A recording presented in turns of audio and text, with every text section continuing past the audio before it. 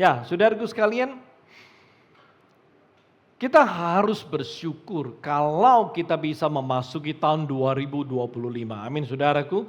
Ya, kenapa saya berkata demikian? Karena banyak sekali orang yang mungkin ada yang saudara kenal, teman keluarga, tetangga, ada yang tidak bisa melewati tahun 2024, saudaraku sekalian. Ya, oleh sebab itu kalau hari ini kita bisa berada di awal tahun 2025, kita mesti bersyukur, berterima kasih kepada Tuhan. Amin, saudaraku. Ya, karena ini adalah hal yang sangat indah di dalam kehidupan kita. Nah, saudaraku sekalian, saya percaya banyak dari Anda,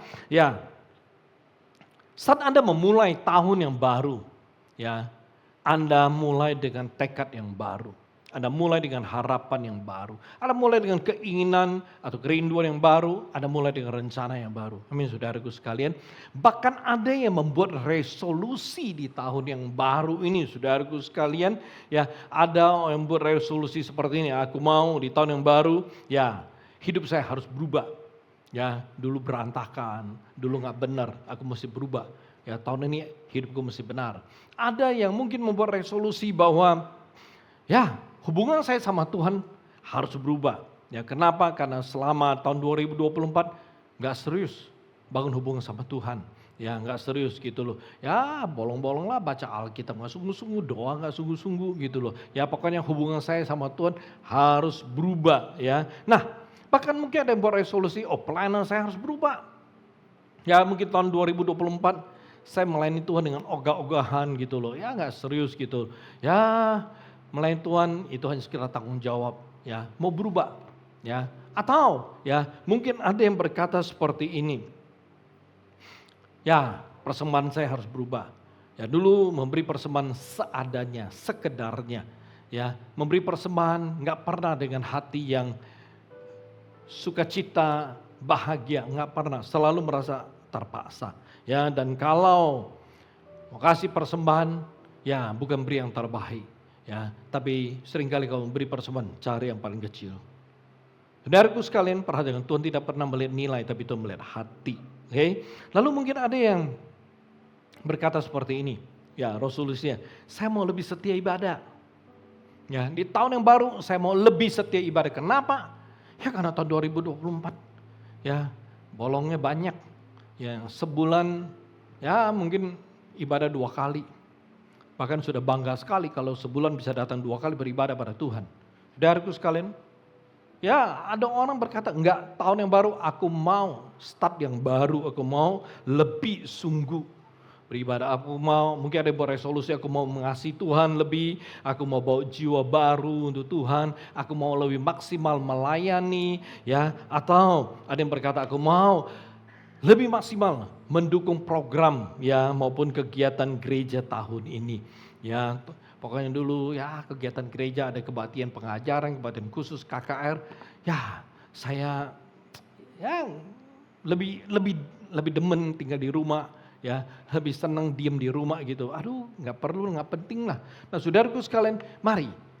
Saya tidak tahu resolusi apa, saya tidak tahu apa tekad saudara untuk tahun yang baru. Tapi saya berharap bahwa saudara bertekad untuk membangun hubungan lebih, untuk menjadi orang yang bisa mengenal Tuhan lebih di tahun 2025 ini. Kenapa saudaraku sekalian? Coba perhatikan, 1 tahun demi 1 tahun berjalan dengan sangat amat cepat. Dan saya percaya saudara mengerti, saudara menyadari hal ini. Saudaraku sekalian, mungkin coba ketika saudara flashback, saudara merasa, kurang lebih Januari tahun 2024, tapi sekarang kita sudah masuk Januari 2025. Oleh sebab itu saudara sekalian, ingat hari ini. Dan saya mau katakan, nanti begitu sampai Desember tahun 2025, saudara yang berkata, cepat banget deh. Cepat banget tuh waktu. Saudaraku sekalian, perhatikan. Pernah ada satu rekan saya, satu teman, hamba Tuhan, dari luar, dia berkata begini, lu ngerasain gak ya? Kalau seolah-olah Tuhan itu mempercepat waktu. Saya berkata, enggak salah. Enggak salah. Saudaraku sekalian, lalu kami bahas. Dan ketika kami ngobrol, saya berkata demikian. Saya percaya kalau Tuhan mempercepat waktu, Karena Tuhan tidak mau semakin banyak orang Kristen yang jatuh, hilang, rusak. Saya berkata kalau Tuhan mempercepat waktu, Tuhan tidak mau semakin banyak orang Kristen yang terhilang. Apa yang sudah dapat itu bisa terhilang. Ya, jadi saudaraku sekalian, oleh sebab itu, ya, saya rindu di tahun yang baru, mari mulailah dengan sesuatu yang baru. Nah, di awal tahun ini saya mau sampaikan kebenaran firman Tuhan untuk saudara yang merupakan kehendak Tuhan atas kita semua. Ya, yaitu mengucap syukur. Mengucap syukur. Nah, saya rindu bahwa ini akan menjadi jalan di mana hidup saudara bisa berkenan kepada Tuhan dan saudara bisa diberkati Tuhan dengan jalan, dengan cara yang sangat indah. Saudaraku sekalian, ya mungkin ada di antara saudara di akhir Desember saudara berdoa, Tuhan nyatakan kehendak-Mu. Ya, mungkin ada yang berusaha di awal tahun berusaha untuk mencari, mengejar kehendak Tuhan di dalam hidup saudara. Dan saudaraku sekalian, secara gamblang saya mau katakan kepada saudara, kalau saudara berdoa untuk tanya, untuk minta, ya Tuhan menyatakan kehendaknya bagi saudara, maka saya mau katakan ini kehendak Tuhan. Ini kehendak Tuhan, mengucap syukur. Jadi kalau saudara mau tahu kehendak Tuhan, ini kehendak Tuhan, mengucap syukur. Dan ini adalah tema khotbah saya di Januari ini, saudaraku sekalian. Ya, mari kita mulai dengan firman Tuhan, kitab Efesus pasal yang ke-5 ayat ke-18 sampai 20. Saudara catat agar nanti saudara bisa baca ya di rumah. Kitab Efesus pasal yang ke-5, 18-20, dan janganlah kamu mabuk oleh anggur, karena anggur menimbulkan hawa nafsu, tetapi hendaklah kamu penuh dengan roh, dan berkata-katalah seorang kepada yang lain dalam mazmur, kidung puji-pujian, dan nyanyian rohani. Bernyanyi dan bersoraklah bagi Tuhan dengan segenap hati, ucaplah syukur, garis bawahi, senantiasa atas segala sesuatu dalam nama Tuhan kita, Yesus Kristus, kepada Allah dan Bapa kita. Satu lagi, 1 Tesalonika pasal yang ke-5 ayat ke-18, saya percaya ini ayat yang tidak asing karena dalam ibadah-ibadah syukur, saudaraku sekalian seringkali ayat ini dipakai. 1 Tesalonika 5:18, mengucap syukurlah, garis bawahi, dalam segala hal, sebab itulah, garis bawahi, yang dikehendaki Allah di dalam Kristus Yesus bagi kamu. Jadi perhatikan saudaraku sekalian, firman Tuhan dengan jelas mengatakan bahwa mengucap syukurlah dalam segala hal. Jadi dalam segala hal ini tidak dijelaskan saudaraku sekalian, Tuhan tidak pernah menyuruh kita mengucap syukur untuk hal-hal yang baik. Waduh, kalau hal yang baik ya diberkati, sukses, ya profit, saudaraku sekalian mengucap syukur. Ya, Tuhan tidak berkata demikian. Oh, jadi waktu sedih, waktu gagal, waktu defisit, waktu rugi, enggak mengucap syukur. Enggak, saudaraku sekalian, perhatikan dengan sangat jelas. Saudara sekalian, firman Tuhan bilang apa? Mengucap syukurlah dalam segala hal. Artinya saudara senang atau tidak, saudara bahagia atau tidak, saudara sukses atau enggak, saudara untung, profit atau enggak, saudaraku, saudara harus mengucap syukur. Amin. Ya, jadi di bulan Januari ini, saudaraku sekalian, kita akan belajar apa itu ucapan syukur. Mengapa kita perlu mengucap syukur serta bagaimana mengucap syukur. Artinya dengan apa kita mengucap syukur, saudaraku sekalian. Ya, jadi ini penting sekali. Oleh sebab itu di awal tahun ini ya, saya mau sampaikan apa yang Tuhan kehendaki dalam kehidupan kita sebagai orang Kristen. Jadi saudaraku, kalau saudara orang Kristen, ya inilah kehendak Tuhan bagi saudara, mengucap syukur. Ya, karena saya percaya kalau saudara rindu hidup saudara itu berkenan kepada Tuhan, saudara mesti berjalan dalam kehendak Tuhan. Kalau saudara rindu untuk melihat kuasa Tuhan, kemuliaan Tuhan, kebaikan Tuhan, saudara perlu mengerti kehendak Tuhan dan berjalan dalam kehendak Tuhan. Amin, saudaraku sekalian. Ya, jadi kalau saudara yang awal tahun berdoa, Tuhan nyatakan kehendak-Mu, saudara berdoa, bahkan mungkin ada yang berpuasa di akhir tahun supaya mengerti kehendak Tuhan, saya mau katakan gamblang. Mengucap syukur. Mengucap syukur. Karena ini yang Tuhan kehendaki dari saudara. Nah, saudaraku sekalian, Ketika kita berbicara mengenai ucapan syukur, saya mengajak saudara untuk melihat apa yang dimaksud dengan ucapan syukur. Karena ketika saudara tahu apa itu ucapan syukur, maka dengan mudah saudara bisa belajar atau saudara start mengucap syukur. Nah, saudaraku sekalian, ucapan syukur itu adalah sebuah bentuk, oke? Sebuah bentuk pernyataan pengakuan, ya, atas penyertaan, atas kasih, ya, atas apa? Berkat, atas kuasa Tuhan atas hidup seseorang. Itu ucapan syukur. Jadi saudaraku sekalian, ya, ketika saudara melihat penyertaan Tuhan, saudara merasakan kasih Tuhan, saudara menerima berkat Tuhan, ya, saudara ngalamin kuasa Tuhan. Saudaraku sekalian, saudara mesti naikkan ucapan syukur, ya. Oleh sebab itu ketika seseorang itu mengucap syukur, ya, itu merupakan sebuah pernyataan pengakuan diri dia atas apa yang telah Tuhan kerjakan, apa yang telah Tuhan lakukan, apa yang telah Tuhan berikan kepada dia. Oleh sebab itu saudaraku sekalian, kalau selama ini, ya, selama tahun 2024, saudara ngalamin penyertaan Tuhan, saudara ngalamin kasih Tuhan, saudara ngalamin berkat Tuhan, saudara ngalamin kuasa Tuhan. Tapi kalau saudara tidak mengucap syukur, itu kurang ajar saudaraku sekalian. Ya, itu kurang ajar. Ya, oleh sebab itu saudaraku sekalian, nggak heran, ya, ada orang, ya, yang rohaninya nggak pernah bertumbuh. Kenapa? Karena nggak ngerti mengucap syukur. Rohaninya tidak bertumbuh. Kenapa? Karena dia tidak berjalan dalam kehendak Tuhan. Oleh sebab itu saudaraku sekalian, salah satu hal yang Tuhan rindukan adalah Anda dan dia.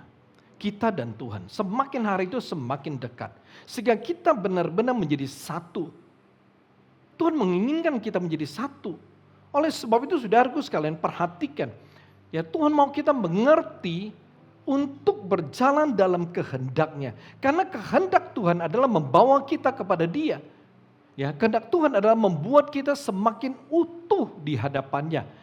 Oleh sebab itu saudaraku sekalian, ada banyak cara, ya, kita bisa datang kepada Tuhan semakin dekat dengan Tuhan. Dan salah satunya yang Tuhan kehendaki, yang Tuhan mau dari hidup Anda dan saya, yaitu mengucap syukur.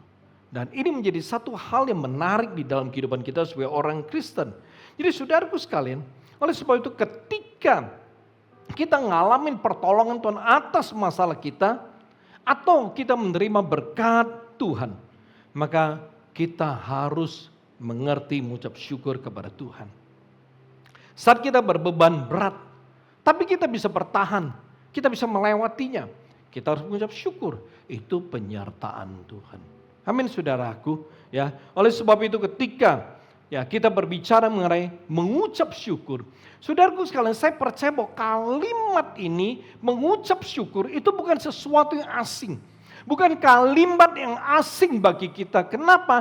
Karena saya percaya saudaraku sekalian, di sepanjang tahun 2024 atau tahun-tahun sebelumnya, engkau mungkin sering kali mendengar worship leader berkata kita perlu mengucap syukur. Kita mendengar hamba-hamba Tuhan yang datang yang melayani berkata kita perlu mengucap syukur. Atau saudara membaca artikel di medsos yang berbicara tentang bahwa kita harus mengucap syukur. Oleh sebab itu kata mengucap syukur itu bukan kalimat yang asing bagi kita. Amin saudaraku. Ya, akan tetapi yang menjadi masalah, walaupun bukan kalimat yang asing bagi kita, saya mau katakan, untuk memiliki hidup mengucap syukur itu tidak mudah.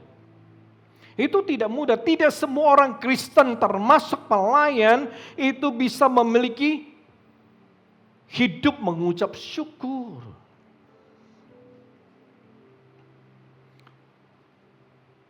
Perhatikan, hidup mengucap syukur itu gak bisa didoakan. Oh, minta pendeta doa tumbang tangan, begitu selesai, begitu kelar ditumbang tangan, didoakan, langsung bisa punya kehidupan mengucap syukur.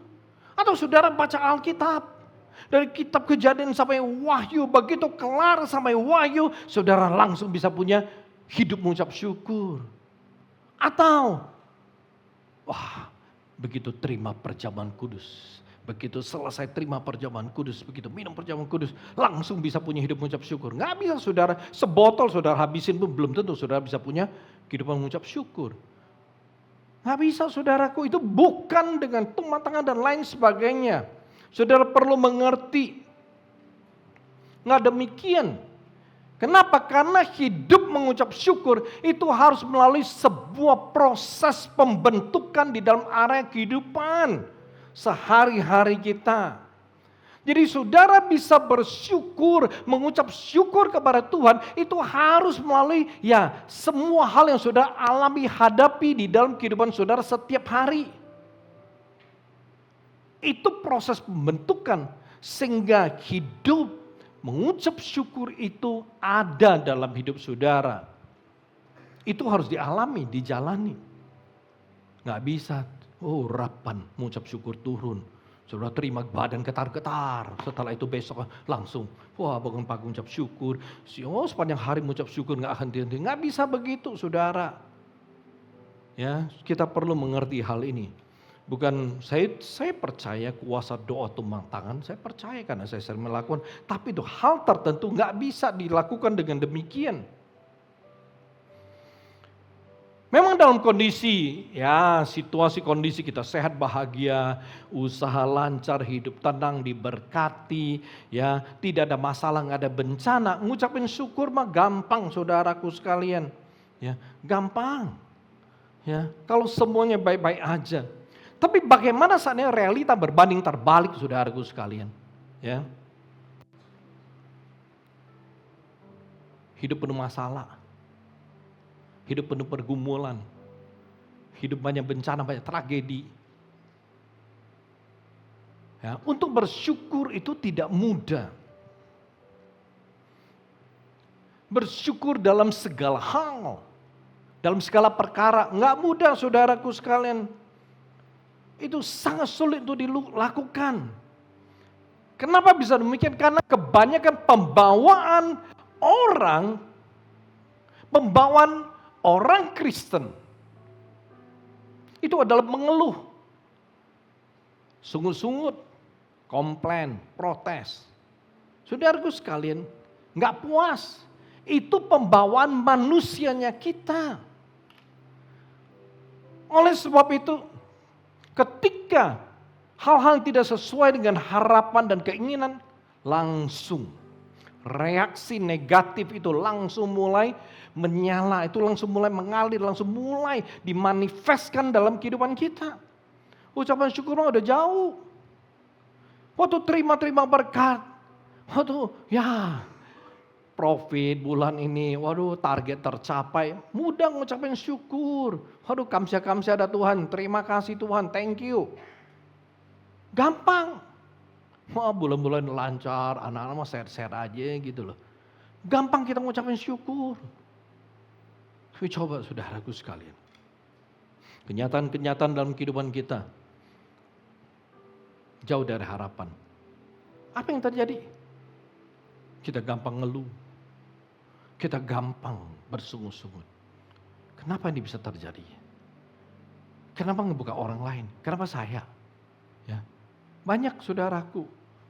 Kita mudah sekali untuk punya pikiran, punya perasaan, punya reaksi, punya respon negatif ketika hal yang tidak sesuai dengan keinginan kita terjadi.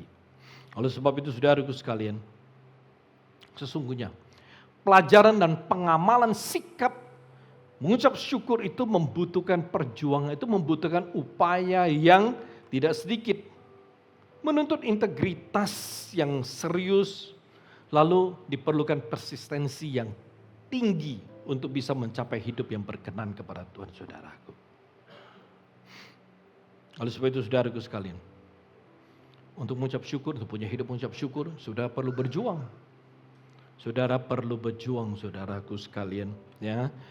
Kenapa? Karena itu merupakan kehendak Tuhan dalam kehidupan kita dan kita mesti bisa punya hidup mengucap syukur. Saudaraku sekalian, dalam Efesus 5 ayat 18-20 yang kita baca tadi. Coba kita kembali sebentar. Kita Efesus 5, 18-20. Perhatikan, Rasul Paulus di sini memberitahukan kepada kita kualitas orang yang dipenuhi roh. kualitas orang yang dipenuhi oleh Roh Kudus. Di sini Paulus bilang apa? Hati orang yang dipenuhi Roh Kudus itu akan dipenuhi dengan nyanyian. Nyanyian yang meluap dari dalam dirinya. Oke? Ya, bukan saja nyanyian loh saudaraku sekalian, tapi dikatakan bahwa orang ayat 20 orang yang dipenuhi Roh Kudus itu juga akan mengerti selalu mengucap syukur. Mungkin kita sering baca ayat ini. Perhatikan. Saudaraku sekalian, Rasul Paulus bilang sederhana sekali. Satu orang yang dipenuhi Roh Kudus. Saya percaya Anda dan saya sudah dipenuhi Roh Kudus. Di dalam hati orang yang dipenuhi Roh Kudus selalu ada nyanyian, selalu ada pujian, selalu ada mazmur. Perhatikan, apabila satu orang yang hatinya itu selalu penuh dengan pujian, dengan nyanyian, dengan syukur, saudaraku sekalian, maka orang itu pasti mudah untuk mengucap syukur. Maka orang itu pasti bisa mengucap syukur dalam segala hal. Apapun yang dia alami, baik tidak baik, menyenangkan atau menyedihkan, ya, bahagia atau kecewa, dia tetap bisa mengucap syukur. Kenapa? Karena di dalamnya itu ada Roh Kudus. Karena itu saudaraku sekalian, ini menjadi satu hal yang sangat menarik. Ya.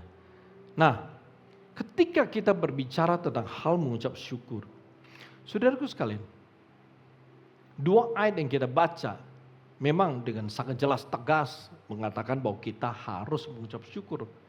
Lalu sebagai orang Kristen, kira-kira seberapa sering kita harus mengucap syukur? Seberapa sering kita harus mengucap syukur? Saudaraku sekalian, memang di dalam Alkitab tidak pernah ada ketentuan, nggak ada hukum, nggak ada aturan. Ya, mengatakan setiap hari, kita mesti 10 kali mengucapkan syukur, ya, atau 20 kali mengucapkan syukur. Enggak, saudaraku sekalian. Ya. Alkitab hanya ngomong satu kata, senantiasa mengucap syukur. Jadi ketika ditanya seberapa sering kita harus mengucap syukur, maka saya jawabnya begini, selalu, sesering mungkin. Sesering mungkin mengucap syukur. Mungkin saudaraku sekalian, ada di antara saudara berkata demikian, Pak Pendeta, Pak Su, Bapak nggak tahu, ya, nggak tahu masalah dan tragedi dalam hidup saya. Hidup saya itu penuh dengan beban berat. Pernikahan saya tidak harmonis, nggak bahagia. Saya punya masalah keuangan, usaha sulit, ya, makin hari makin sulit. Dan saudaraku sekalian, bukan hanya itu, saudara berkata, Pak Pendeta tahu nggak nih beban hidup makin hari, ya makin bertambah. Kenapa? Uang sekolah anak naik, peralatan sekolah naik, belum lagi ya makanan naik, pajak naik, semua naik. Saya harus biaya orang tua saya, biaya keluarga saya, biaya diri saya. Lalu ada aja masalah dalam hidup saya. Rumah kemasukan maling lah, kendaraan ditabrak lari lah, ya, rumah banjir lah, uang perhiasan dicuri pembantu dan lain-lain, sabrak-abrak banyaknya saudaraku sekalian. Ini sudah berkata, nah dengan kondisi begini, gimana saya mesti mengucapkan syukur? Bagian mana saya mesti mengucap syukur? Perhatikan saudaraku sekalian, ini masalahnya. Ada banyak orang Kristen tidak bisa mengucap syukur di tengah-tengah pergumulan, di tengah-tengah tekanan masalah hidup. Justru saya mau katakan, dalam kondisi ini penting sekali saudara belajar mengucap syukur, mengerti, menyadari mengucap syukur. Di tengah-tengah kondisi seperti ini, masa dan pergumulan, Ketika Anda mengucap syukur, maka itu akan menunjukkan bahwa Allah memegang kendali dalam hidup saudara dan Dia bisa menyatakan kuasanya bagi saudara. Nah, saudaraku sekalian, di sini saya rindu saudara mengerti gitu loh. Hidup saudara sebagai orang yang dipenuhi Roh Kudus, hidup saudara sebagai anak Allah, itu sangat berbeda dengan hidup orang-orang yang di luar Tuhan. Memang secara natur, saudaraku sekalian, ya, sebagai manusia, pasti ketika ada masalah datang, pergumulan datang, kita pasti akan kehilangan sukacita, benar. Itu alamiah. Tetapi saudaraku sekalian, di balik semuanya itu, saudara perlu mengerti. Saudara punya Tuhan. Tuhan yang saudara percayai, Tuhan yang saudara sembah, Tuhan yang saudara puji, Tuhan yang saudara pegang. Itu Tuhan yang bagaimana. Oleh sebab itu saudara sekalian, ketika orang-orang melihat keluarga saudara, famili saudara, teman saudara, rekan kerja saudara, tetangga saudara, melihat saudara. Kira-kira ketika saudara berada di tengah-tengah masalah pergumulan tekanan hidup, mereka bisa melihat Tuhan atau enggak? Kita rindu kok, kita selalu berkata, gue rindu jadi saksi, gue rindu jadi terang, gue rindu jadi garam gitu. Gue rindu dalam hidup gue tuh orang ngeliat Yesus. Tapi ketika saudara punya masalah, punya pergumulan, saudara ngeluh, saudara sungut-sungut, saudara emosi, saudara ngamuk sembarangan, saudara gak ke gereja, gak ibadah. Ketika dengan orang bilang soal gereja, soal apa, saudara berkata jauh-jauh, jangan sebut Tuhan di depanku. Saudaraku sekalian, kalau hidup saudara kayak begitu, gimana orang lihat Tuhan, gimana orang lihat Yesus dalam hidup saudara? Perhatikan. Oleh sebab itu mengapa Rasul Paulus berkata, mengucap syukurlah dalam segala hal, sebab itulah dikehendaki oleh Allah. Tuhan mau orang-orang melihat Dia melalui kehidupan kita. Oleh sebab itu salah satu pembelajaran yang sangat penting adalah saudara harus punya hidup mengucap syukur. Saudaraku sekalian, hidup mengucap syukur artinya apapun situasi hidupmu, saudara perlu mengucap syukur, harus mengucap syukur.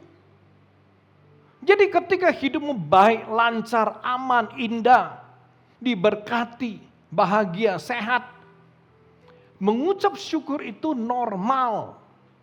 Wajar, biasa. Tapi yang Tuhan inginkan bukan sekedar ketika saudara dalam keadaan baik, saudara mengucap syukur. Tapi yang Tuhan inginkan ada dalam keadaan susah, sulit. Saudara berbeban berat, tertekan, depresi, bingung, ketakutan. Gak ada jalan keluar, gak berdaya. Saat seperti itu saudara mengucap syukur, maka itulah yang memuliakan Tuhan. Itulah yang membuat Tuhan berkenan. Dan ketika hidup kita berkenan dan perkenanan Tuhan itu datang dalam kehidupan kita, saudara akan mulai melihat kuasa Tuhan itu nyata. Kuasa Tuhan datang dalam hidup saudara. Ini menarik. Oleh sebab itu saudaraku sekalian, Rasul Paulus berkata dalam 1 Tesalonika 5:18 yang kita baca tadi. Mengucap syukurlah dalam segala hal, sebab itulah yang dikehendaki Allah di dalam Kristus Yesus. Jadi Tuhan menghendaki Anda dan saya mengucap syukur dalam segala hal. Enggak ada spesifikasinya. Enggak ada pilihan. Tidak ada ketentuan. Mengucap syukurlah dalam hal-hal yang baik. Mengucap syukurlah kalau engkau diberkati. Mengucap syukurlah ketika targetmu tercapai. Mengucap syukurlah ketika engkau juara kelas. Enggak ada. Sangat jelas. Satu kalimat singkat padat nyata jelas.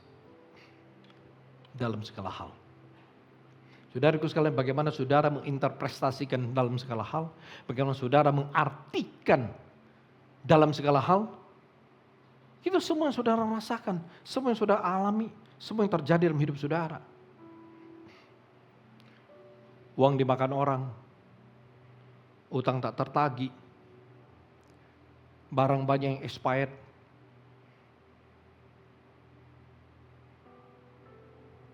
Itu semua mengurangi profit saudara.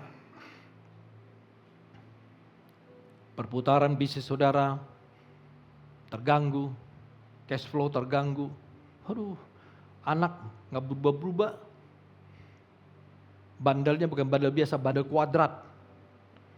Istri lagi, nggak tahan. Lebih baik gue ngeliat ikan koi daripada ngeliat istri. Nggak ada bedanya.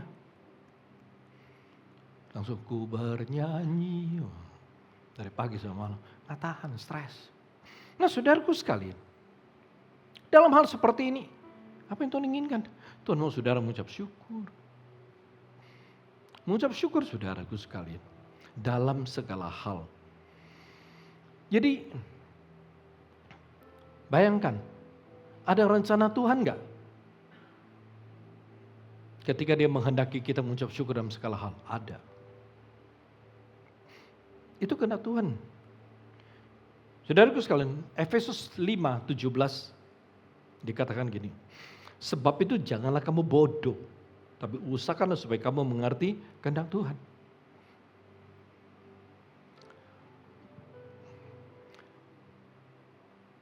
Usahakan, perhatikan, sebab itu janganlah kamu bodoh, usahakanlah supaya kamu mengerti kehendak Tuhan.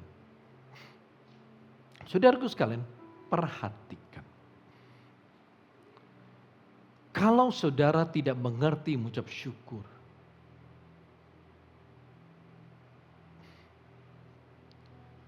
saudaraku sekalian, kita adalah orang bodoh di hadapan Tuhan. Kalau kita hanya mengucap syukur hal yang baik, itu bukan Tuhan yang kehendaki. Tuhan tidak mau kita jadi orang bodoh. Janganlah kamu menjadi bodoh. Kenapa? Orang bodoh membangun rumah di pasir. Orang bodoh tidak mempersiapkan minyak. Di dalam Alkitab banyak sekali contoh orang bodoh. Tuhan gak mau kita jadi orang bodoh. Tuhan mau kita jadi orang pintar. Mengucap syukur selalu. Dalam segala hal. Sehingga berkat Tuhan terus mengalir, pertolongan Tuhan sampai tiba tepat pada waktunya.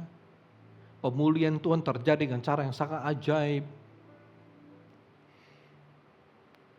Itu adalah berkat-berkat kuasa kemuliaan Tuhan yang Tuhan sediakan untuk orang-orang pintar.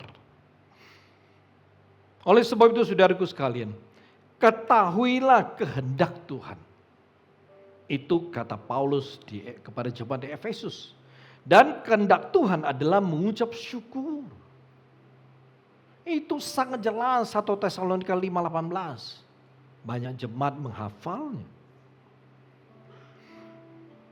Dan saya berharap saudara bukan sekedar menghafal dan itu jadi hafalan. Segitu hanya di bibir, dan saudara ucapkan dengan sangat mudah. Tapi saudara gak pernah menyimak dan memahaminya. Oleh sebab itu saudara, dalam firman Tuhan bilang gini, ketika kita mengetahui kebenaran, maka kebenaran akan memerdekakan kita. Jadi ketika saudara tahu bahwa mengucap syukur itu adalah kehendak Allah, dan mengucap syukur bisa membuat saudara punya hidup berkenan kepada Allah, itu kebenaran. Kebenaran akan memerdekakan saudara. Kebenaran akan melepaskan saudara dari belenggu-belenggu. Belenggu kegagalan. Belenggu kekecewaan. Belenggu kebencian. Belenggu kemarahan. Banyak. Oleh sebab itu saudaraku sekalian, ketika saudara mengerti kebenaran, maka kuasa Tuhan akan terjadi di dalam kehidupan saudara. Oleh sebab itu, jadi kalau saudara mau mengerti kehendak Tuhan, saya mau katakan mengucap syukurlah. Karena memang itu yang Allah kehendaki dari saudara. Terlepas bagaimana situasi, kondisi saudara, tetap saudara itu harus mengucap syukur.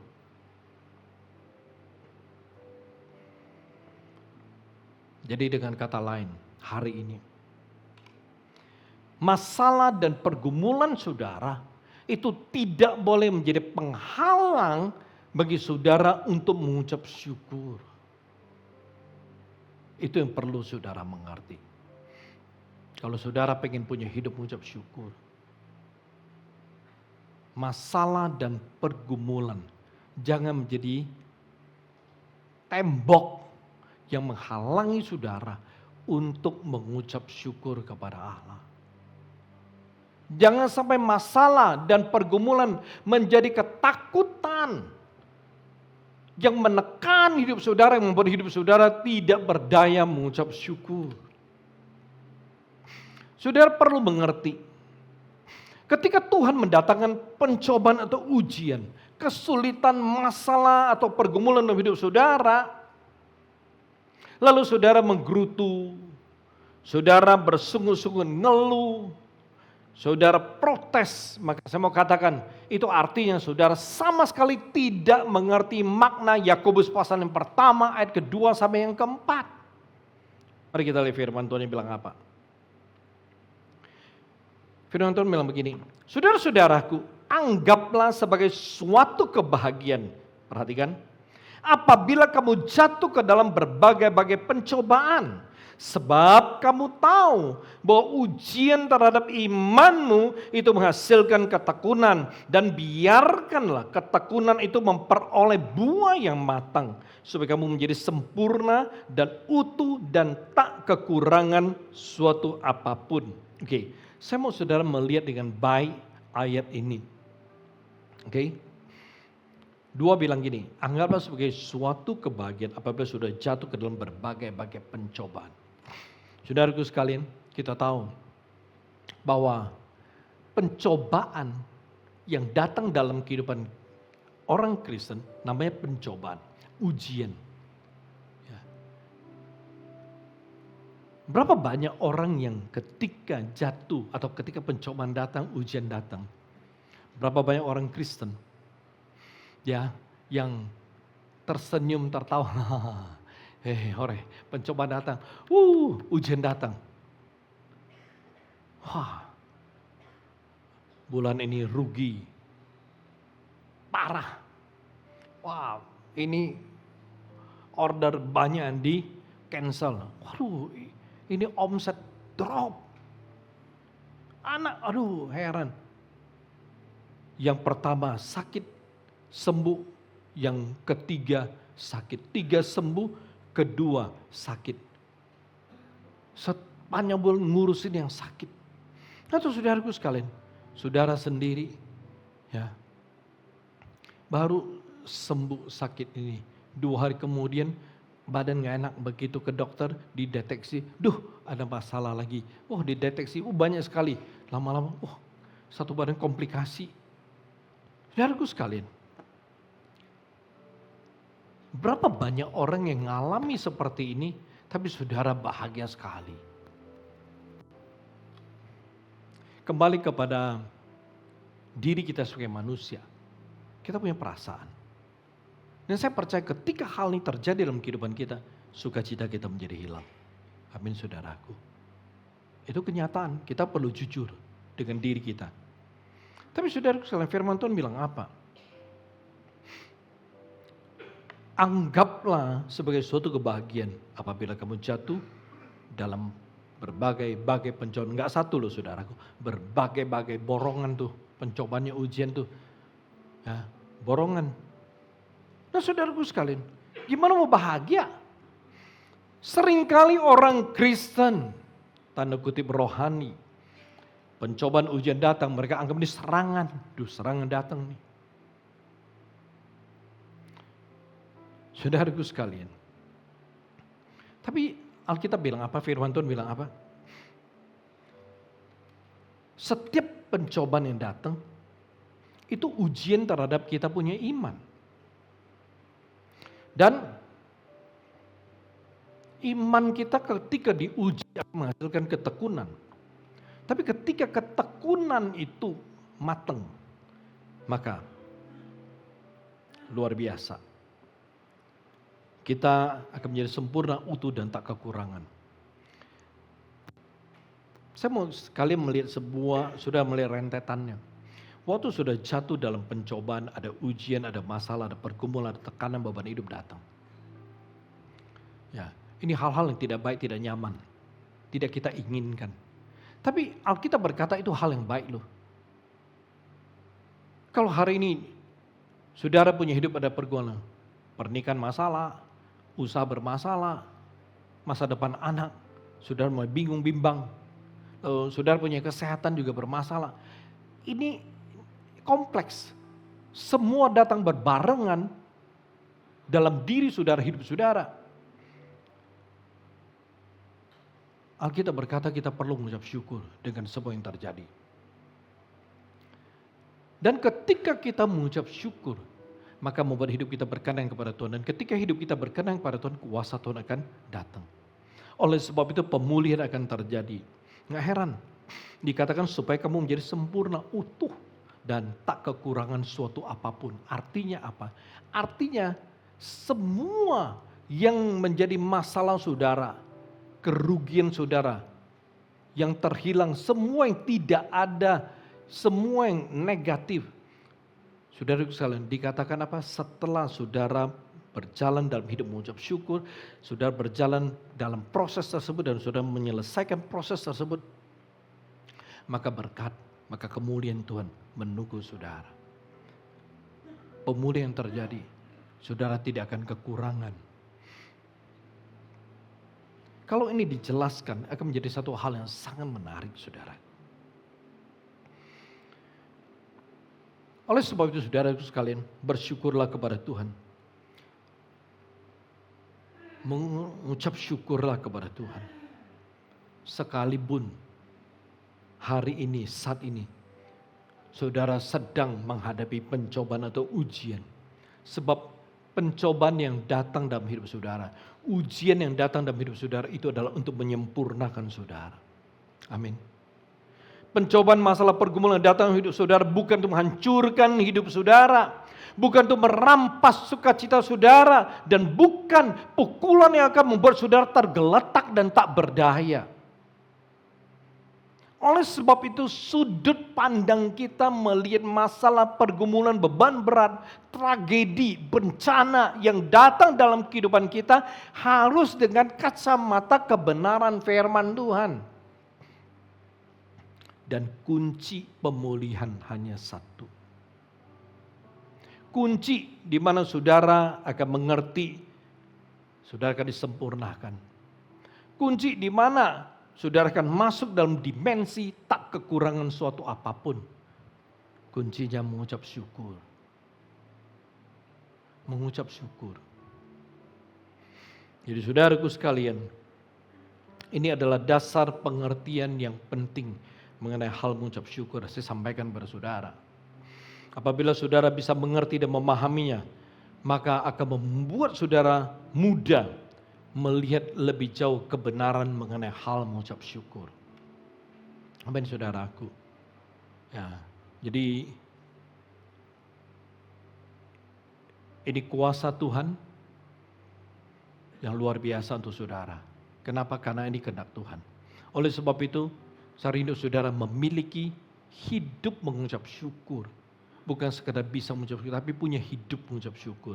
Karena kalau saya sebut hidup, berarti itu adalah sebuah habit mengucap syukur. Jadi habit itu akan ada dalam diri saudara, kebiasaan itu akan ada dalam hidup saudara kalau itu dilakukan berulang-ulang. Sebuah habit akan ada dalam hidup seseorang ketika dia melakukan sesuatu secara rutin. Jadi saudaraku sekalian, miliki hidup mengucap syukur, bukan sekedar mengucap syukur. Oke, kalau orang yang punya hidup mengucap syukur, dia akan selalu mengucap syukur dalam segala hal.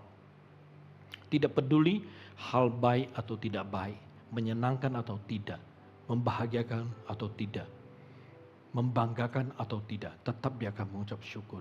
Justru yang saya rindu, saudara mengalami kuasa ucapan syukur dalam hidup saudara yang akan memulihkan, menyempurnakan saudara. Amin saudaraku. Ya, jadi minggu ini saya sampaikan dasar tentang mengucap syukur. Ya, ada 3 poin penting ya mengenai mengucap syukur yang harus saudara ketahui, tapi saya akan lanjutkan minggu depan. Oke, mari kita tundukkan kepala.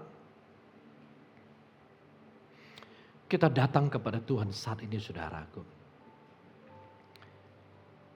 Di minggu pertama tahun 2025. Saudaraku sekalian. Ini kehendak Tuhan untuk saudara. Yaitu mengucap syukur. Kalau ini adalah kehendak Tuhan untuk saudara, maka sudah sepatutnya saudara rendahkan diri saudara. Minta kasih karunia daripada Tuhan. Sehingga saudara bisa mengerti tentang mengucap syukur dan punya kekuatan untuk mulai membangun hidup mengucap syukur kepada Tuhan dalam segala hal. Saya sungguh percaya ketika saudara mulai belajar, bisa dengan tulus, dengan sungguh-sungguh, dengan jujur untuk mengucap syukur dalam segala hal kepada Tuhan, maka perkenanan Tuhan akan turun atas hidup saudara dan saudara akan mulai melihat bagaimana Tuhan akan memulihkan saudara. Tuhan akan menjadikan saudara utuh dan tak kekurangan sesuatu apapun seperti kata firman Tuhan. Oleh sebab itu renungkan saudaraku saat ini. Datang kepada Tuhan dengan rendah hati. Datang ke hadapan Tuhan dengan hati yang rindu. Mau belajar. Mau dibentuk. Mau bertumbuh lebih. Mau berjalan dalam kehendak Tuhan. Saat ini saya berikan waktu kepada saudara. Kalau saudara menyadari dan saudara berkata ya, benar. Dan saudara berkata aku rindu. Rindu untuk membangun hidup mengucap syukur. Saat ini datang kepada Tuhan. Katakan kepada Tuhan apa yang menjadi kerinduan hati saudara. Dan mohon Tuhan memberikan kau kekuatan. Sehingga saudara bisa sungguh-sungguh membangun hidup mengucap syukur. Sehingga saudara punya hidup mengucap syukur. Berdoa. Datang kepada Tuhan secara pribadi. Haleluya Yesus. Kuribishikian narapala rabashandu. Kuribishikian narapala rabashandu. Kurapapapakara rabashandu. Kuribishitian narabashandu.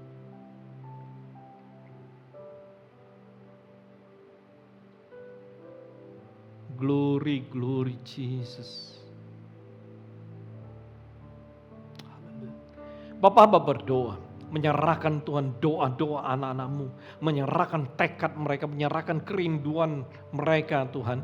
Oh Tuhan, Bapa berdoa, mari Engkau beranugerah lebih atas setiap mereka. Engkau urapi mereka dengan kekuatan baru Tuhan. Supaya mulai hari ini mereka bisa sungguh-sungguh beroleh kekuatan untuk membangun hidup mengucap syukur. Selalu sadar, tahu, ngerti untuk mengucap syukur kepada Tuhan. Walau apapun situasi kondisi mereka. Tuhan, hamba serahkan mereka dalam tangan kuasa-Mu. Kiranya Tuhan, Engkau sendiri yang akan menolong, menuntun mereka. Sehingga mereka sanggup membangun hidup mengucap syukur. Dan hidup di dalam kehidupan yang Tuhan kehendaki.